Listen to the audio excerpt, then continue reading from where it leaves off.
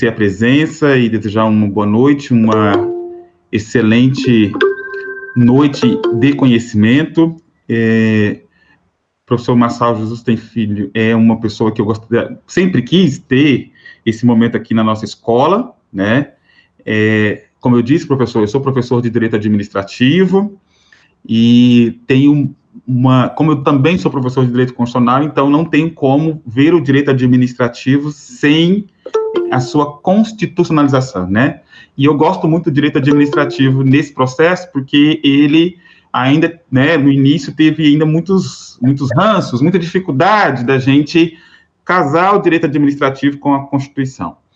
E o tema poderes, para mim, é muito importante, porque entramos ali dentro da tal supremacia do interesse público sobre o interesse privado e exercendo os poderes da administração de uma maneira que, na atualidade, a gente consegue perceber algumas mudanças, algumas desconstruções, e as suas obras, elas foram fundamentais para a minha compreensão e para que eu pudesse apresentar aos nossos alunos as discussões mais importantes sobre um direito administrativo condizente com a Constituição, né? Um direito administrativo que é relido a partir da Constituição de 88, que, ao colocar a dignidade da pessoa humana como central, não tínhamos como admitir algumas práticas que, no âmbito administrativo, até então, a gente via. Então, tem sido muito importante as discussões, né, as suas contribuições em todas os debates que a gente tem no direito administrativo, seja nos poderes da administração, e hoje a escolha desse tema no âmbito da pandemia, não é para discutir necessariamente a pandemia, é muito para a gente ver o que vai acontecer daqui para frente, né? Eu penso que nós vamos ter uma outra perspectiva administrativa, da administração, dos poderes da administração a partir de agora. Então, por isso a escolha desse tema, e aí nós temos aqui, digamos assim, uma sede para poder discutir isso. Eu vou dispensar a apresentação do seu currículo, nossos alunos o conhecem, estamos em sala de aula todos os dias aqui com seus livros, os nossos colegas juízes também o conhecem, os advogados que estão aqui conosco, o Alberto, o Ricardo Barreto acabou de entrar, os colegas que militam na Fazenda Pública, nós temos aqui também um administrativista, o nosso colega juiz Paulo Carmona, também está aqui conosco, Roque, enfim, todos interessados nessa temática do direito administrativo. Então, eu vou, para não alongar muito no tempo, já passar para o senhor a palavra para a gente começar. Boa noite, é uma grande satisfação, uma honra participar de um debate qualificado em uma escola da magistratura e uma escola da magistratura como a do Distrito Federal. Eu estou à disposição para nós trocarmos ideias. Eu preparei um texto e uma apresentação que segue na linha daquilo que eu tenho, ao longo dos últimos anos, considerado, e enquadrando isso tudo dentro de um contexto específico desta vida que nós temos agora. Eu dou um abraço a todos, dou um abraço ao Ricardo, amigo e ex-colega de escritório, e a oportunidade de estar com vocês é efetivamente um privilégio. Eu vou, então, passar a apresentar o texto que eu preparei.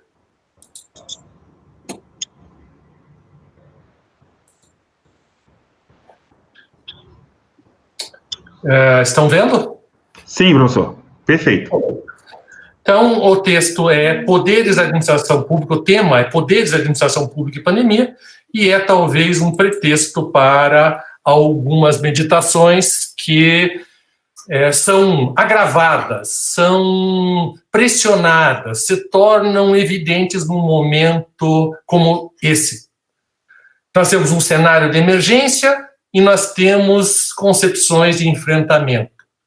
Nós temos, na verdade, uma situação que deve ser reconhecida como catastrófica e em virtude disso, a inviabilidade de soluções individuais.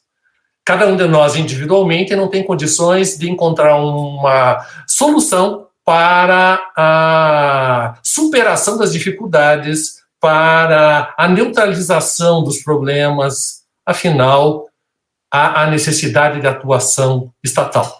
No entanto, essa necessidade de atuação estatal produz uma tendência a que nós assimilemos este cenário, ou se não este cenário, o modo de enfrentar essa dificuldade com concepções do passado. Eu tenho lido, tenho visto pessoas que, ao examinar o estágio atual da situação brasileira, como que retroagem a momentos muito anteriores à nossa história, talvez em virtude de uma dificuldade. Essa dificuldade é a conexão entre o desconhecido e o conhecido. De modo genérico, tem se difundido na nossa vida, na nossa terminologia, no nosso discurso, a analogia com uma guerra. E isso é uma solução que eu diria intuitiva. Parece que intuitivamente as pessoas dizem: nós estamos numa guerra, o nosso inimigo, o nosso combate, tal como se existisse efetivamente uma conexão entre o vírus e uma guerra. Essa conexão se faz, como eu disse, intuitivamente, sem nenhum senso crítico.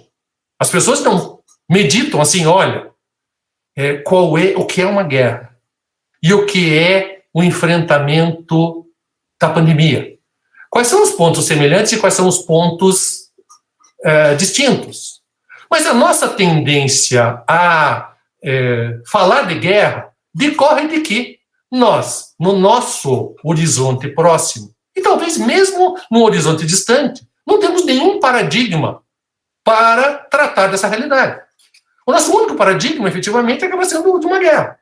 E, portanto, nós achamos que o modelo guerra nos fornece uma solução.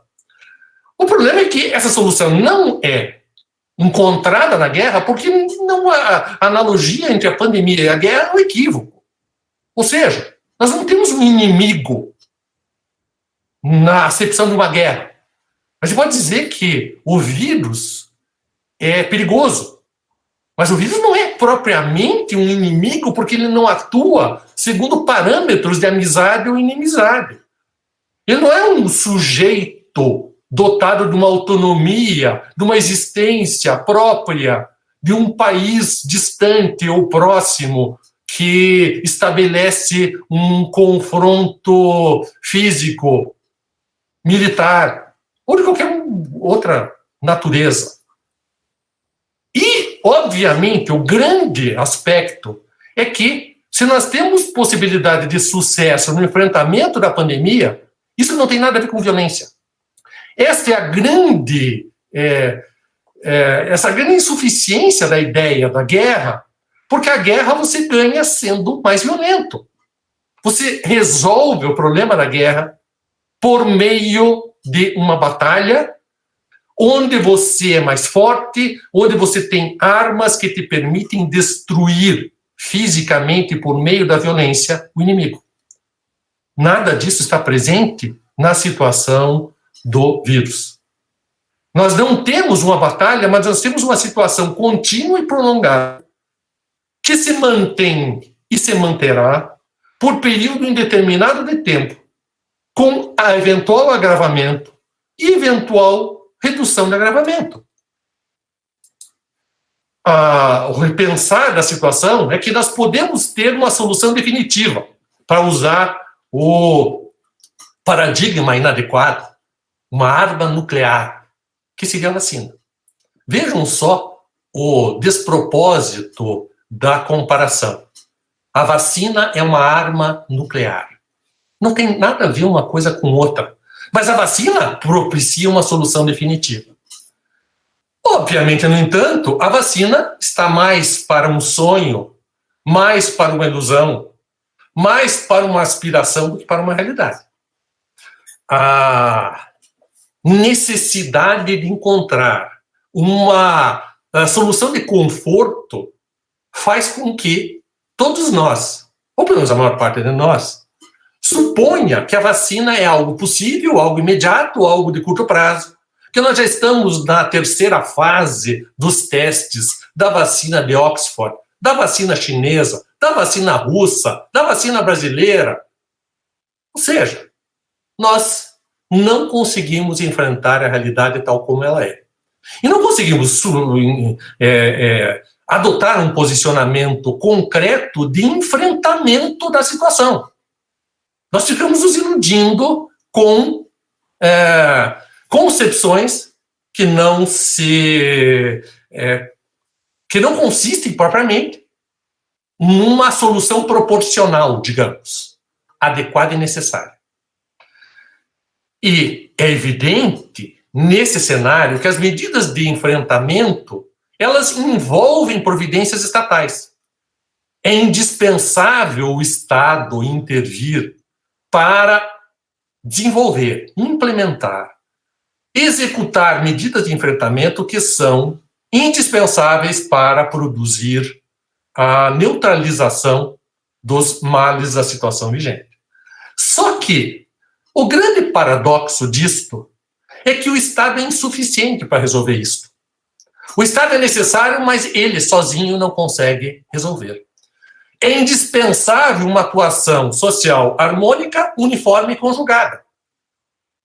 Essa é a essência da problemática da pandemia, que talvez possa ser considerada como emblemática não apenas desse momento, mas da nossa existência como sociedade.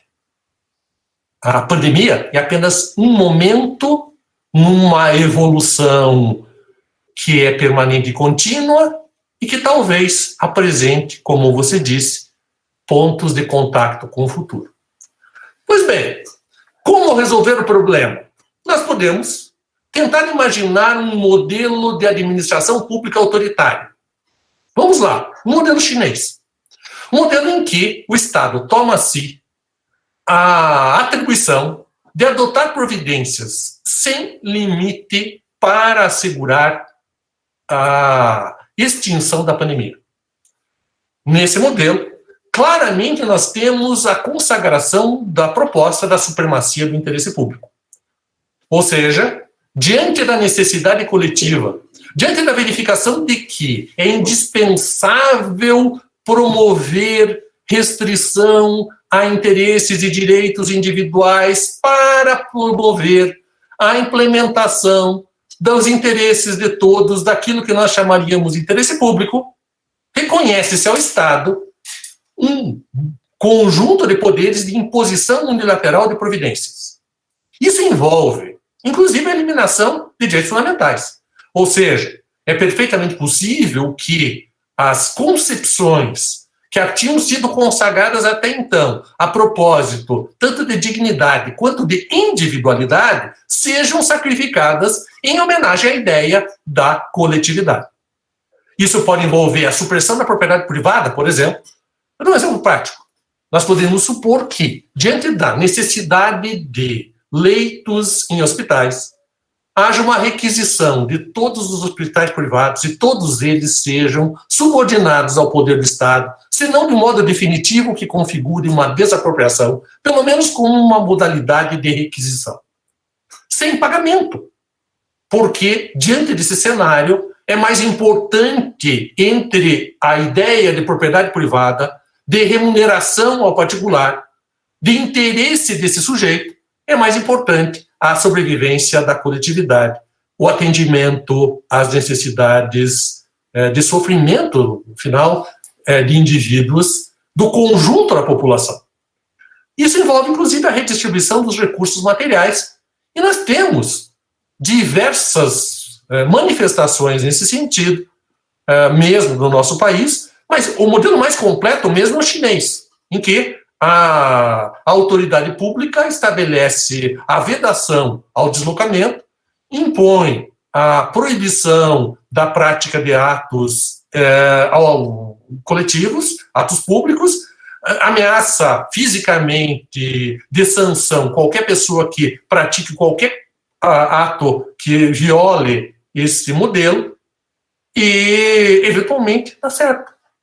Ou seja, nós não podemos esquecer que este modelo pode ter sucesso, tal como aconteceu na China, em que por mais que se questione a seriedade dos números apresentados, afigura-se evidente que o número de óbitos não chega minimamente perto daquele que se verifica no âmbito brasileiro. E nós podemos ter uma concepção democrática dos poderes da administração pública. Ou seja, nós continuamos reconhecendo a necessidade da atuação estatal. Nós, porém, assimilamos a isso, agregamos o reconhecimento da insuficiência da atuação estatal, porque nós reconhecemos a existência de uma esfera privada autônoma, insuscetível de ser extinta, absorvida pelo Estado. Nós reconhecemos a existência de direitos oponíveis ao Estado, mesmo numa situação de emergência. E nós reconhecemos a necessidade de uma espécie de engajamento social coletivo que permite a nós reescrever o famoso dilema do prisioneiro. Ou seja, eu suponho que uma parte significativa de vocês conhecem a figura do dilema do prisioneiro, que é muito utilizada em matéria de regulação e é muito utilizada em teoria dos jogos. O dilema do prisioneiro, ele tal como construído na teoria, ele tem um problema ético extremamente relevante que nos faz, no Brasil especialmente, termos uma espécie de rejeição ao dilema do prisioneiro. Mas, para quem não sabe, o dilema do prisioneiro tem vários formatos, mas o formato mais conhecido é o seguinte. Imaginemos que a polícia prende 2 sujeitos porque praticaram um ilícito de trânsito, por exemplo. E esses 2 sujeitos são acusados, ou pelo menos existe uma dúvida, relativamente à prática de um ato ilícito muito grave. Um homicídio, digamos assim. Dentro do modelo americano, qualquer ato grave poderia ser utilizado como parte do exemplo. E então, há a seguinte questão. A promotoria oferece a ambos os prisioneiros a possibilidade de denunciar o outro. Aquele que denunciar o outro sairá livre. E aquele que foi denunciado será condenado a uma pena de prisão de 30 anos. Só que somente existe essa oferta para o primeiro que fizer o acordo.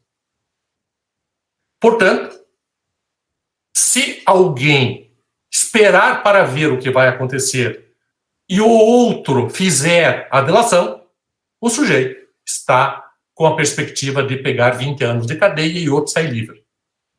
E se, porventura, nenhum dos 2 denunciar o outro, ambos serão subordinados a uma sanção correspondente à infração pela qual eles foram presos. Por exemplo, uma infração de trânsito que envolva uma pena de 1 ano de detenção.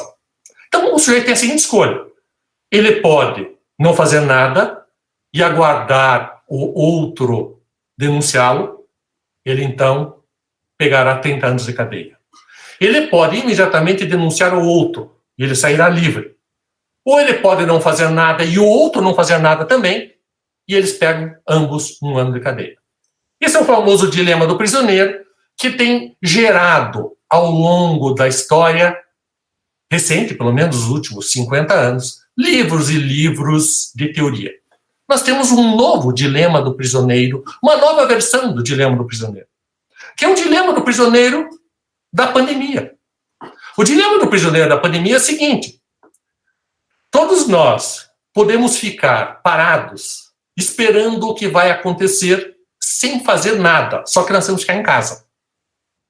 E talvez a gente não pegue a doença. Ou a gente pode simplesmente dizer, olha, não me interessa o que vai acontecer e eu vou sair por aí. Porque pode ser que eu pegue a doença ou pode ser que eu não pegue. E eu pegando a doença, pode ser que eu morra ou não morra. Possivelmente eu acho que eu não vou morrer, mas eu posso transmitir a doença para um monte de gente que vai morrer. E, portanto, eu tenho o seguinte dilema enquanto indivíduo, eu sou prisioneiro dessa situação. O que eu faço? Eu colaboro com o resto da sociedade e me mantenho numa espécie de punição consistente em não estabelecer contato além do mínimo necessário com os demais? Ou eu simplesmente ignoro os outros e me divirto enquanto eu posso? Essa é uma situação que deve ser abordada e trabalhada no contexto do direito brasileiro. Por quê? A pandemia não acarretou nem a suspensão da vigência, nem a eliminação da Constituição, nem a eliminação do núcleo dos direitos fundamentais, ainda que possa haver algum tipo de restrição à disciplina constitucional.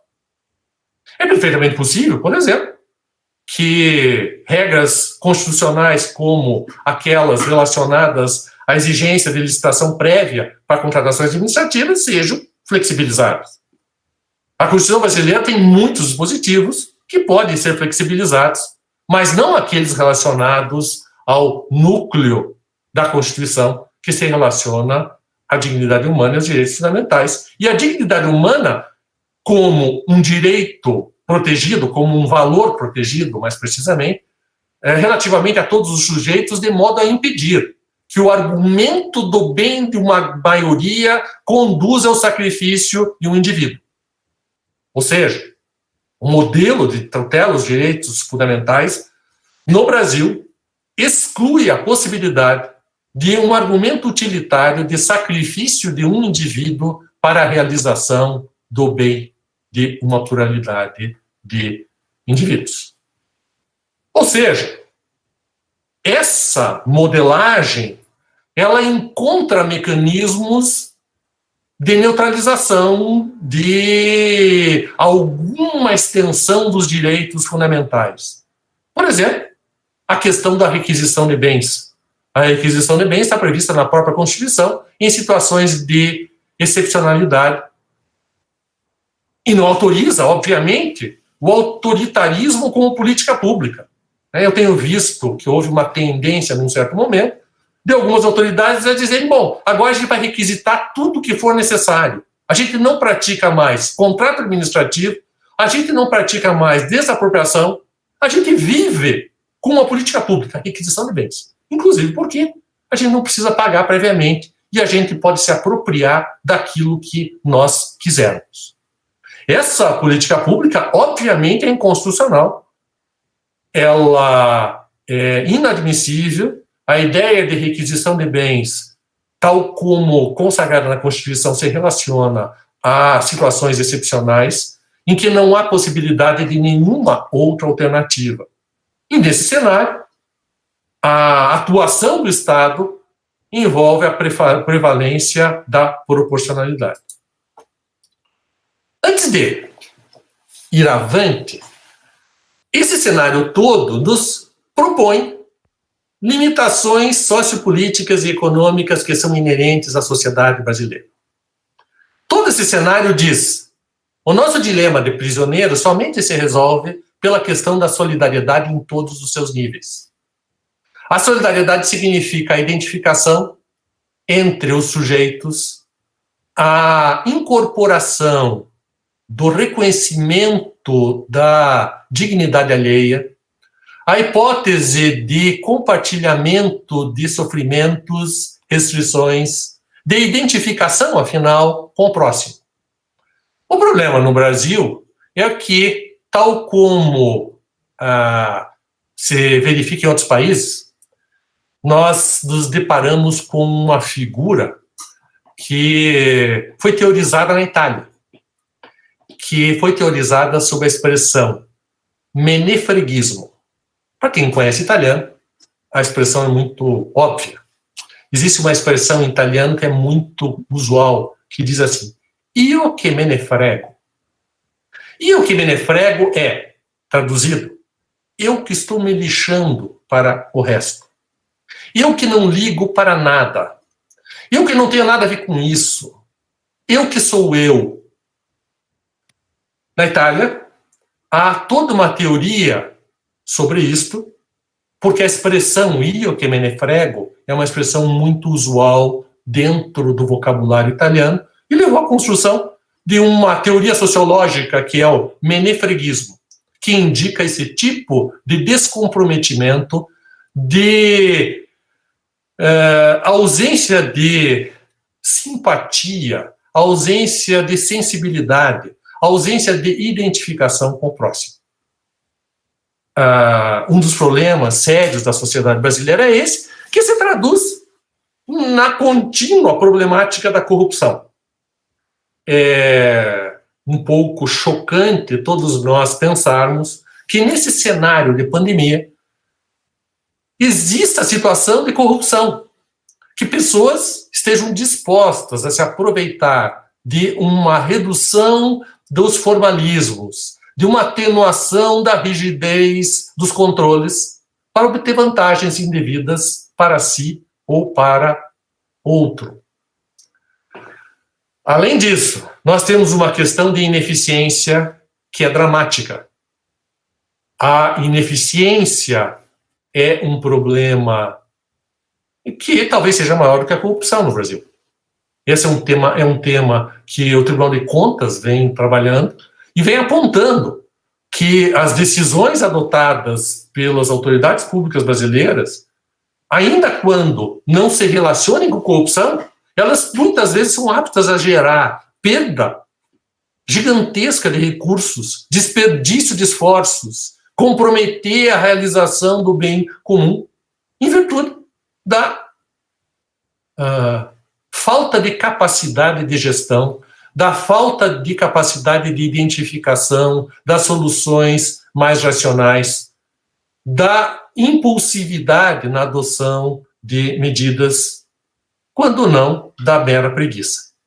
E ao lado disso nós temos uma questão de burocracia, ou seja, a institucionalização de procedimentos e mecanismos para o desempenho de atividades estatais envolve, Max Weber teorizou isso de um modo magnífico, 100 anos atrás, envolve um preço a ser pago. O preço é a burocracia que conduz à inviabilidade de soluções imediatas, flexíveis, adequadas, mas a opção por um imobilismo que é massacrante, que é aterrorizante por vezes.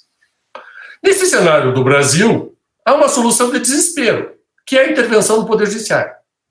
Ou seja, nós estamos verificando a absorção da atividade administrativa pelo Poder Judiciário, já que a administração pública não se desincumbe das suas competências e atribuições de um modo satisfatório, ou de um modo que seja, vejam bem, de um modo satisfatório, ou de um jeito que seja simpático ao interesse de um determinado sujeito, afirma-se o colapso das organizações administrativas estatais e se vai ao Poder Judiciário.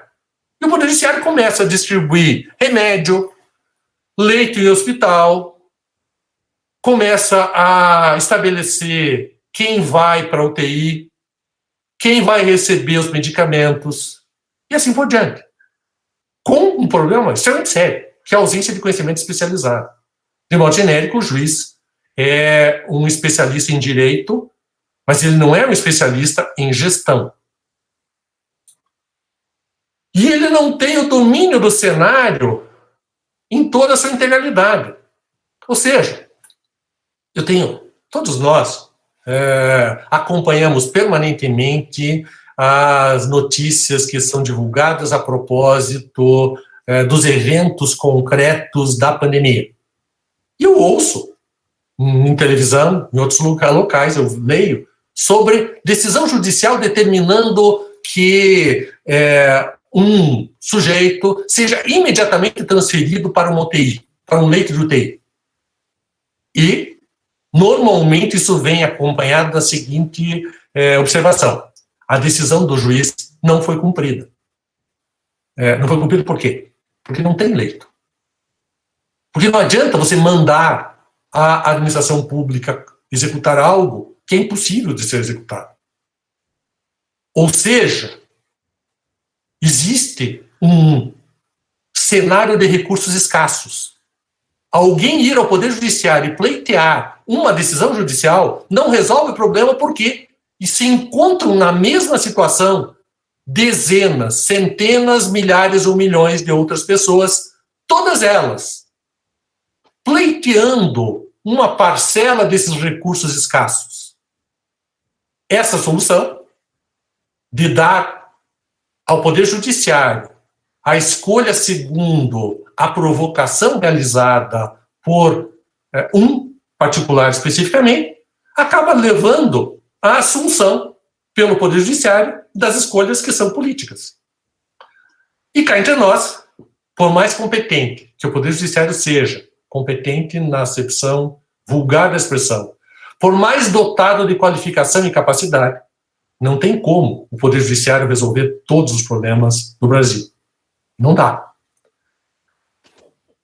É inviável isto, e nós poderíamos, em última análise, chegar a uma solução de colapso do Poder Judiciário. Ou seja, eu tenho conversado com muitos juízes o tempo todo, e todos eles apontam para mim a inviabilidade de produzir decisão adequada e satisfatória para a quantidade gigantesca de casos que existem no Poder Judiciário. E o que mais me causa um certo espanto, assim, é que, apesar disso, o Poder Judiciário está disposto não apenas a julgar questões jurídicas, mas questões administrativas, questões políticas, a julgar tudo. Ou seja, não bastam os 20 mil processos por ano que são distribuídos para cada juiz. O Poder Judiciário atua tal como se fosse possível ele decidir 20 mil casos por mês. Não é possível. Bom, esse é o cenário. E a realidade que se põe diante de nós é a seguinte: quantos ainda vão morrer? É uma pergunta trágica de ser feita. Nós temos 104 mil mortos. Quantos ainda vão morrer? Mais 100 mil? Mais 200 mil? Mais 1 milhão? Nesse cenário, fica um pouco evidente, pelo menos para mim, a ilusão de uma argumentação que havia quando eu era mais jovem. Quando se dizia, o problema do Brasil é a educação. Educando as pessoas, nós vamos eliminar os problemas. Ao longo dos últimos 15 anos, pelo menos, o Brasil, a nossa realidade se encarregou de esfregar no nosso nariz os problemas praticados, cometidos por pessoas que são educadas. Ou seja, não significa que dar educação resolve os problemas do Brasil. Alguém já me disse, não, eu falo educação no sentido de formação, não a educação formal. É um desespero, eu diria. É um argumento de desespero. Muitos continuam com a ilusão de que o Estado, isoladamente, poderia resolver os problemas. Então, a gente começa a falar, o poder de polícia, o poder discricionário, a supremacia do interesse público, a adoção de providências, a falta de vontade política, e vai ser com teorização sobre teorização. Então, como se todos nós pudéssemos virar as costas para o mundo e dizermos assim, Estado, você é o titular dos poderes e você resolve tudo isso. Eu tenho mais o que fazer, eu tenho mais que me preocupar com a minha vida. Eu tenho que ganhar a minha vida. Estado, eu pago imposto, dê um jeito. Use o meu dinheiro de algum modo para você resolver os problemas da sociedade. Ao lado disso, Há outros que têm a ilusão de que a sociedade, isoladamente, poderia resolver os problemas.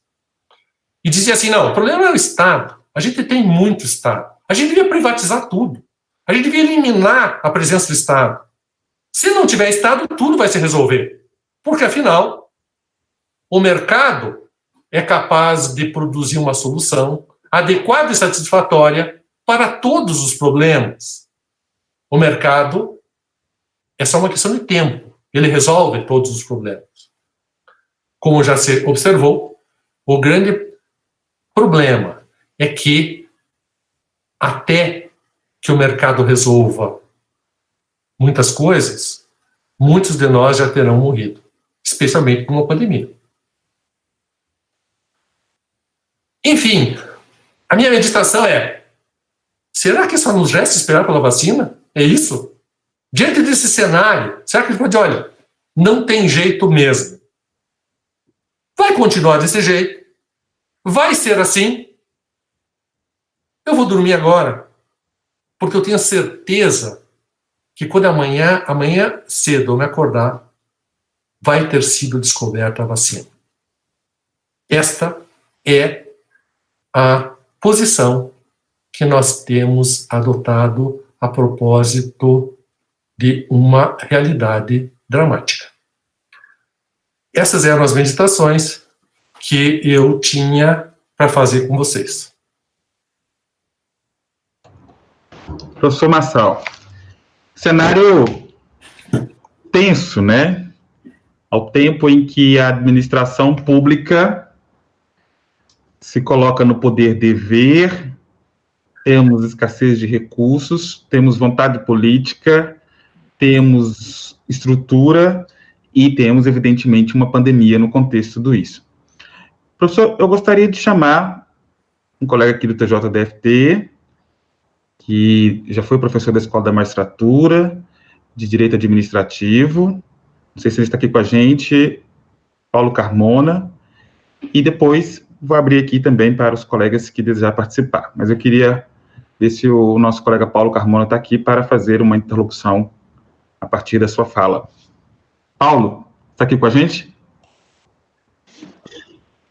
Oi, eu estou. Eu agradeço, dou os parabéns pela realização do evento e agradeço você oportunizar a minha participação. Dou os parabéns ao professor Marçal, uma referência no direito administrativo, mas eu estou aqui com uma incumbência específica, que é cuidar do meu menino de 2 anos. Então, eu não estou aqui apto a fazer nenhuma colocação. O que eu gostaria que o professor Marçal pudesse explanar um pouco mais é sobre o controle que o judiciário tem feito nesses atos de flexibilização da quarentena, que esse é um tema que envolve muito as nossas varas de fazenda pública e que tem pautado muita discussão no âmbito acadêmico. Então, gostaria de ouvir um pouco mais sobre isso. Peço perdão de não poder participar mais, mas eu estou aqui de babá hoje do meu menino, que minha esposa está de plantão. Obrigado, um grande abraço. Paulo, eu agradeço, era exatamente isso que a gente queria fomentar aqui na discussão. Muito obrigado. Professor Marçal. Bom, eu primeiro só posso reconhecer a legitimidade e a valiosidade da atuação do Dr. Paulo nesse encargo de, afinal, dedicar-se a cuidar do filho. O tema de controle da política desenvolvida pelo Poder Executivo relativamente à pandemia, rigorosamente, em termos teóricos, é algo, a palavra que me vem à cabeça é patológico, em termos de doutrinários. Ou seja, não cabe ao Poder Judiciário assumir a função de determinar quando vão ser abertas as instalações, as repartições, quando vai ser possível avaliar o fim da pandemia ou a redução de outras circunstâncias e assim por diante. Ou seja, essa é uma função tipicamente administrativa. No entanto, a conflituosidade que se verifica no âmbito socioeconômico conduziu a um impasse que tem demandado uma espécie de pacto entre a administração pública e o Poder Judiciário. Em alguns casos, me parece claro que as decisões de fechamento das atividades comerciais privadas, elas foram transferidas para o Poder Judiciário para evitar o desgaste político que tais decisões impunham.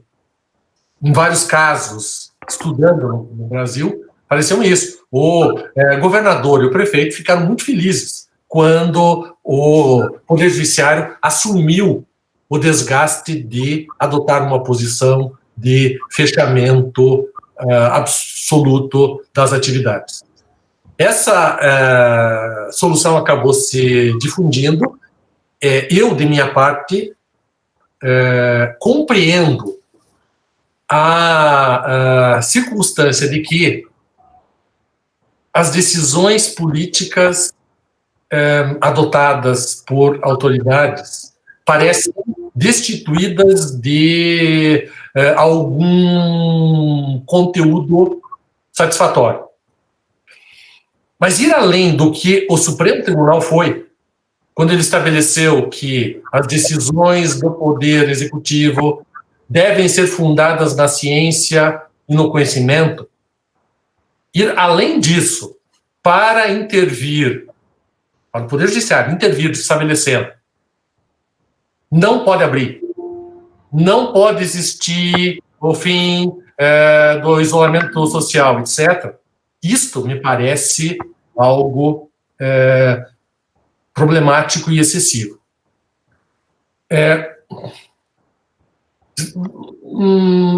Essa resposta não me satisfaz. Olha, não me satisfaz por quê? Porque eu posso supor que uma parcela significativa da população brasileira esteja disposta a ignorar os efeitos da pandemia e outra parcela significativa não tenha condições de seguir isso. Ou seja, nós estamos nos deparando com uma situação que não é puramente econômica. Existe uma parcela significativa da população que tem carência de recursos que impedem que essas pessoas permaneçam isoladas. Até porque elas moram em condições muito precárias, com uma enorme quantidade de pessoas, etc. E tem uma outra parcela da população que, embora tenha condições para manter-se isolado, recusa-se a isso. E nós nos deparamos, portanto, com uma conjugação de condutas que todas elas levam à ampliação da pandemia. Qual a nossa solução?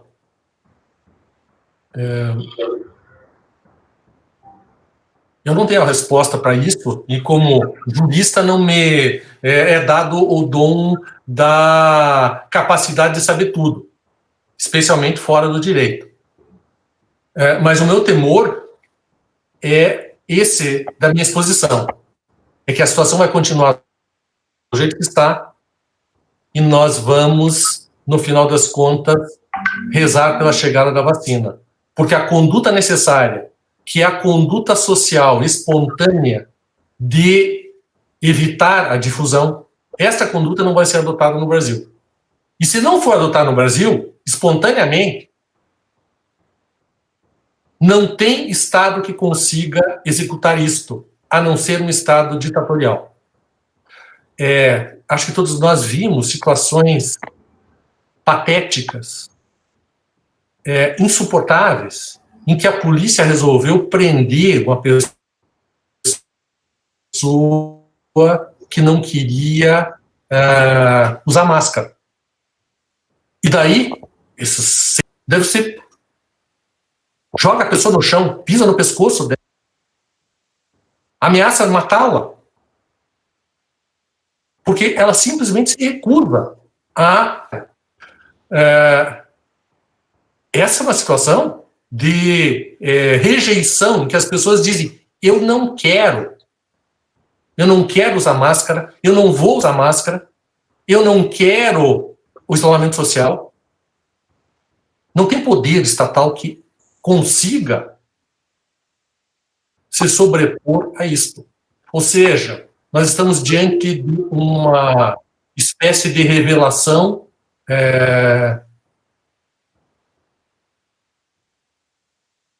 da sociedade brasileira que nos põe diante de uma frustração enquanto operadores do direito. Professor Marçal, nessa tensão entre judiciário e executivo, eu chamo a atenção, e eu queria que o senhor colocasse alguma coisa sobre o papel do legislador, né? Há tempos, no âmbito do direito administrativo, eu tenho me preocupado muito com essa descentralização da legalidade, né? A gente tem transmitido para o executivo, para o regulamento, as matérias supostamente, em tese, técnicas, que acabam sendo judicializadas, e me parece muito essa declinação de responsabilidades, né? O legislador também fica ali aguardando que o judiciário resolva, o judiciário tem uma capacidade institucional também a ser levada em consideração, e o Poder Executivo travando ali um cabo de guerra internamente dentro do plano federativo, mas também ali aguardando o judiciário ter essa resposta. O papel do legislador, o papel do legislativo, nesse contexto, como que nós podemos avaliar e, ao mesmo tempo, nos preocupar em matéria de legalidade, que, a meu ver, é um ingrediente, é um elemento importante de se avaliar, né? Sem dúvida. Um dos maiores administrativistas do século XX, Máximo Severo Giannini, tem uma das posições mais interessantes no diagnóstico do problema, um diagnóstico que se aplica ao Brasil. O Máximo Severo Giannini, para quem não sabe, ele foi um jurista que produziu ao longo do século XX quase todo. Ele começou a produzir na década de 20, muito jovem, e morreu idoso, em torno de 1990 e pouco. Então, ele teve uma experiência que poucas pessoas tiveram, que é de ser testemunha da história, digamos assim. E ele formulou uma concepção que se chama de sociedade pluriclasse. A ideia da sociedade pluriclasse é mais ou menos a seguinte: ele dizia que o cenário do século XIX era de uma sociedade monoclasse, em que o legislativo, o parlamento, era composto pelos representantes de uma única classe, homens brancos ricos. Esse cenário, somente eles votavam e somente eles tinham condição de produzir normas. E o legislativo, então, tinha condição de produzir uma quantidade significativa de leis, e, nesse momento, vigorava a concepção do primado da lei, o princípio da legalidade, etc. O que se passa ao longo do século XX? A afirmação democrática da difusão do sufrágio. E isso foi recebido por Máximo Severo Giannini com uma enorme dose de otimismo. Ele disse, olha, agora nós teríamos representantes dentro do parlamento de todos os segmentos da sociedade. As mulheres têm direito a voto, as pessoas sem condição econômica têm direito a voto, todos os representantes dos diversos grupos sociais estão dentro do parlamento. E, portanto, nós temos agora uma democracia. Qual foi a constatação de Máximo Severo Giannini? Que essa fragmentação da representatividade dos parlamentos conduziu a um impasse decisório. Ou seja, não é possível decidir dentro dos parlamentos. Os parlamentos não conseguem, a não ser em situações genéricas, muito genéricas, produzir lei. Não tem como aprovar uma lei que, de algum modo, imponha restrição a algum grupo suficientemente organizado para ter representação dentro do parlamento. Portanto, não tem como você fazer reforma tributária.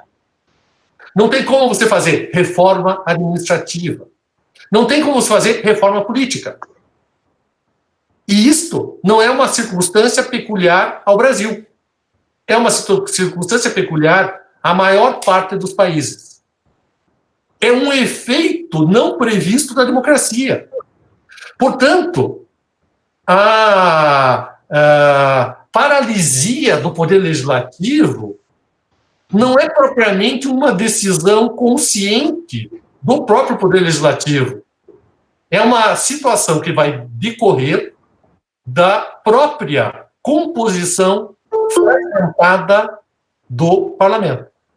Cada tema envolve interesses de diferentes grupos que se contrapõem de modo permanente e constante, o que leva à possibilidade de maiorias eventuais, maiorias essas que vão produzir, usualmente, normas muito gerais e abstratas, e a única alternativa para a obtenção de uma disciplina concreta, específica, é tirar isso de dentro do parlamento.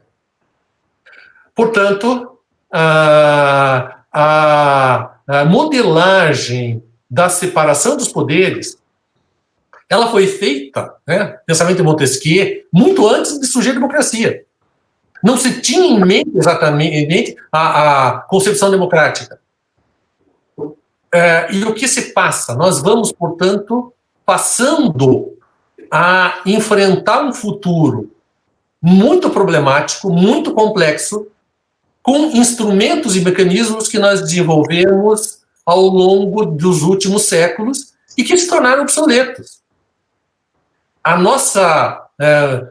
Nosso arsenal de equipamentos jurídicos é da metade do século XX, quando muito. A situação que se põe, portanto, é que nós temos um progresso gigantesco, uma elevação da complexidade das relações sociais, e nós não temos mecanismos jurídicos à altura desse cenário, especialmente numa sociedade democrática. Não é por acaso, portanto, nesse cenário, a tentação do autoritarismo. E eu espero que esse meu discurso, essas minhas ponderações, que tem um cunho de pessimismo, mas eu diria a vocês, elas são realistas, não adianta a gente ficar tentando ocultar o sol com a peneira. É indispensável que você encontre uma solução dentro de um regime democrático. E esse é o grande desafio com o qual nós nos deparamos, que é a tentação do autoritarismo. Para dizer, olha, é melhor a gente ter um regime autoritário que imponha ditatorialmente as decisões e pronto. Esse é um risco que existe na nossa civilização ocidental e que decorre desta conjugação de fatores. Professor, o seu diagnóstico é muito esclarecedor. Também não vejo, ao contrário, eu não vejo tanto pessimismo, eu vejo, na verdade, uma realidade, um desafio para a gente. Mas aqui, a título de uma última pergunta, diante desse diagnóstico, que é esclarecedor no sentido de nós, enquanto judiciário, compreender o nosso papel. Nós tivemos um caso de uma ação direta proposta do Supremo Tribunal Federal diante da polêmica produção daquele medicamento que supostamente combateria o câncer, né? Ele é ilustrativo dessa guerra de competências e atribuições, né? Nós tivemos o parlamento autorizando a fabricação e comercialização desse medicamento, tivemos o Poder Executivo, através do seu órgão regulador, dizendo que não, e uma questão técnica que acabou chegando ao Poder Judiciário. Talvez isso ilustre bem um pouco desse diagnóstico que o senhor está nos dando para poder lidar com essa realidade cada vez mais contingente. Ela me ilustra bem o papel de uma maioria eventual num parlamento que quer, de certa forma, levar à população um tipo de resposta imediata, na linha do professor Marcelo Neves, talvez simbólica, né? E, ao mesmo tempo, a gente tem uma realidade concreta no campo da administração pública, no campo regulatório, no caso, a Anvisa, que ficou, como eu disse mais uma vez, um cabo de guerra. E acabou chegando ao judiciário, e o judiciário, nesta DIN, dizendo que o parlamento não poderia ter autorizado, que caberia isto ao órgão regulador dar conta da resposta técnica. Isso ilustra um pouco dessa dificuldade que o senhor disse, e essa decisão do Supremo é uma decisão que a gente pode considerar o caminho, assim, luzes, assim, no fim da complexidade que a gente enfrenta? Eu acho que sim. Nós precisamos prestigiar o conhecimento em face do obscurantismo, digamos assim. Nós precisamos evitar que a tentação de agradar a maioria gere algum tipo de escolha que é irracional, ou que pode colocar, inclusive, em risco a integridade individual e coletiva. Mas o que me parece muito... acaba sendo uma das alternativas, e é uma concepção procedimentalista que atribui ao processo de produção decisório uma legitimidade, né, a famosa legitimação pelo procedimento, que é um tema que parecia muito antigo, mas que talvez vá adquirindo uma relevância no âmbito da atividade administrativa do Brasil. De modo genérico, a ideia de processo e de produção processualizada e procedimentalizada de decisões no âmbito da administração pública é algo que apresenta alguma relevância apenas nos períodos mais recentes. Mas ela é fundamental, a procedimentalização, para a obtenção de decisões adequadas, fundamentadas, bem motivadas e compatíveis com as finalidades buscadas. De modo genérico, se existe algum tipo de restrição que eu faço, ao desprestígio que a ideia de processualização da atividade administrativa tem dentro do Poder Judiciário, né? Eu acho que é muito mais fácil para o Poder Judiciário exigir que a administração pública cumpra devidamente o processo, porque isso tende a produzir decisões satisfatórias. É muito mais fácil isso do que você simplesmente tentar saber se a decisão é boa ou é ruim. Tá, eu vou ser polêmico, não tem nenhum motivo para que eu não seja. Vamos à questão da cloroquina. Eu não tenho a menor ideia se cloroquina é bom ou é ruim. Não tenho o menor conhecimento. Conheço um monte de gente que ficou doente e disse para mim, não, eu tomei cloroquina e fiquei bom. Conheço pessoas que me disseram, independentemente de serem partidárias do governo ou contrárias ao governo. Simplesmente, eu não tenho a menor ideia. Qual a solução que eu vejo para discutir cloroquina? É uma questão científica. É uma questão de produção. Não adianta eu dizer, eu sou a favor da cloroquina, porque como se eu dissesse, eu sou a favor do Flamengo. Ou seja, é uma posição puramente subjetiva, intuitiva e irracional, como é uma espécie de torcida por algo. Como você resolve essas questões relevantes para a sociedade? Abrir ou fechar os estabelecimentos comerciais? Adotar ou não adotar um medicamento? Através de um procedimento pré-determinado, racional, em que você verifica com os especialistas das mais diversas linhas qual é o entendimento que, dentro dos limites das limitações da ciência, é possível obter. E você toma uma decisão. Você não pode como exercente do poder, simplesmente dizer, eu acho, e por isso vai ser assim. Isso é inadmissível. Portanto, a administração pública pretende abrir o funcionamento do comércio. Cabe ao Poder Judiciário se substituir ao governador, ao prefeito? Não, não cabe. Mas cabe ao Poder Judiciário fiscalizar que essa decisão tenha sido tomada de um modo racional, mediante um procedimento em que tenham sido avaliadas todas as circunstâncias e, diante de uma questão dessa ordem, o controle da competência discricionária será feito em virtude da evidência, da fundamentação, da compatibilidade, da adequação da decisão tomada em face das circunstâncias, de modo a que, em tese, aquela é uma decisão satisfatória, talvez a melhor decisão possível dentro de um cenário. A tentativa do Poder Judiciário interiorizar esse procedimento decisório é o que me parece inviável. Não tem como. O Poder Judiciário não tem como fazer isso. Não tem jeito suficiente, não tem recursos, não tem conhecimento. Não dá para nós suprimirmos a existência da administração pública, suprimirmos a existência do legislativo e transformarmos tudo em competência do Poder Judiciário. Isso levará a um colapso do Poder Judiciário. Professor Marçal, muito obrigado por essa aula incrível. Estou aqui hoje na condição de aluno VIP, digamos assim, por estar podendo fazer as perguntas e mediar essa conversa. É muito esclarecedora as suas ponderações, não só esclarecedoras, mas como instrumentais, né?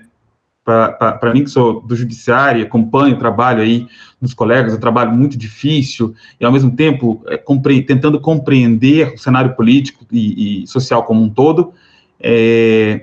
Hoje saio daqui um pouco mais consciente de algumas coisas, pessimista por alguns aspectos, mas também otimistas por outros, esperando muito que nós encontremos aí algumas condições institucionais, sobretudo, para poder dar conta dessas demandas. E nós sabemos, né, professor, que esta é mais uma demanda, porque teremos outras e talvez muito mais complexas do que essa atual. Então, a necessidade desse debate aqui hoje é nos prepararmos para o que for necessário para enfrentamento daqui para diante. Então, nós estamos aqui vencendo o nosso tempo programado.